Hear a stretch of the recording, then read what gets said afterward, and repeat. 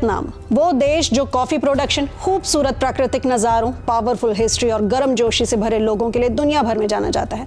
आज वही खूबसूरत देश जल प्रलय की चपेट में आ चुका है। जी हाँ, वियतनाम में इस समय चारों ओर पानी ही पानी नजर आ रहा है। भारी बारिश और विनाशकारी बाढ़ के बाद यहाँ हालात बेहद खराब है और कुछ क्षेत्रों में लैंडस्लाइड ने भारी तबाही मचाई है। इस प्राकृतिक आपदा ने अब तक 41 लोगों की जान ले ली है और अभी तक 9 लोग लापता हैं, जिनकी तलाश फिलहाल जारी है। इसी के साथ सोशल मीडिया पर यहाँ एक सस्पेंशन ब्रिज के बाढ़ में टूटकर तिनके की तरह बहने का वीडियो तेजी से वायरल हो रहा है। आप भी देखिए।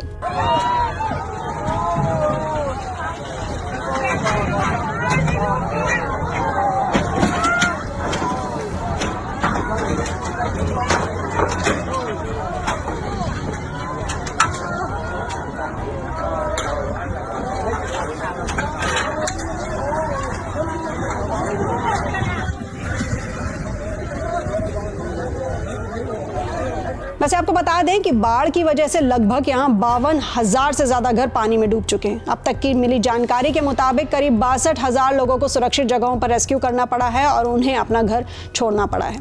कई जगहों पर लोग अभी भी डूबे हुए घरों की छतों पर फंसे हैं और उन्हें बचाने के लिए पूरे क्षेत्र में रेस्क्यू ऑपरेशन तेजी के साथ चल रहा है। बारिश और भूस्खलन को लेकर स्थानीय मीडिया रिपोर्ट्स की माने तो बीते 3 दिनों में सेंट्रल वियतनाम के कई हिस्सों में 150 सेंटीमीटर से भी ज्यादा बारिश दर्ज की गई है। इस लगातार हो रही बारिश की वजह से बाढ़ आई है और कई इलाकों में भूस्खलन की घटनाएं भी सामने आई हैं। भूस्खलन की वजह से कई प्रमुख सड़कें यहां पर ब्लॉक हो चुकी हैं और करीब 10 लाख घरों की बिजली गुल है। जिस इलाके में बाढ़ का सबसे ज्यादा असर पड़ा है वो खास तौर से कॉफी प्रोडक्शन क्षेत्र माना जाता है। यह इलाका अपने खूबसूरत बीचेस और टूरिज्म के लिए भी जाना जाता है। वियतनाम के पर्यावरण मंत्रालय ने इस बात की पुष्टि की है कि बाढ़ और लैंडस्लाइड से कुल 6 प्रांत प्रभावित हुए। इससे देश के कॉफी प्रोडक्शन पर भी बड़ा असर पड़ सकता है। इससे पहले स्थानीय मीडिया के हवाले से बताया गया था कि ट्रांसपोर्ट सर्विस भी बुरी तरह से प्रभावित हुई है। वियतनाम रेलवे कॉर्पोरेशन ने हाल के दिनों में 14 पैसेंजर ट्रेनों को फिलहाल रोक दिया है।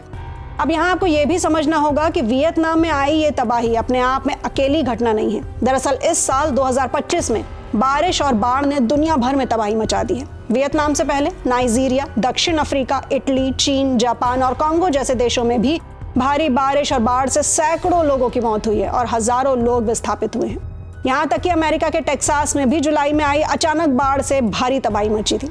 वहीं भारत में भी मानसून के दौरान हुई भारी बारिश ने भारी तबाही मचाई थी और उसको नजरअंदाज नहीं किया जा सकता। इस साल उत्तर पश्चिम भारत में औसत से 27% से ज्यादा बारिश दर्ज हुई है।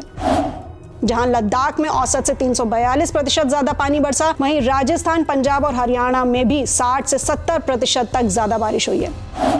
दिल्ली में भी 41% और गुजरात में 25% से ज्यादा बारिश हुई, जिससे इन जगहों पर भी जान माल का भारी नुकसान देखने को मिला था। अब वियतनाम से लेकर भारत तक दुनिया भर में भारी बारिश से जुड़ी ये सारी घटनाएं क्लाइमेट चेंज की बढ़ती हुई चुनौती की ओर इशारा करती हैं।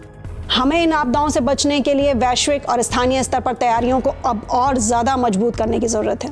इस मुश्किल घड़ी में हमारी संवेदनाएं वियतनाम और अन्य प्रभावित देशों के लोगों के साथ हैं। आप भी शेयर करना चाहें अपनी संवेदनाएं इनके लिए तो शेयर करें नीचे कमेंट सेक्शन में और साथ ही साथ ऐसे ही इन्फॉर्मेटिव अपडेट्स के लिए सब्सक्राइब करें आईएनएक्स लाइव को।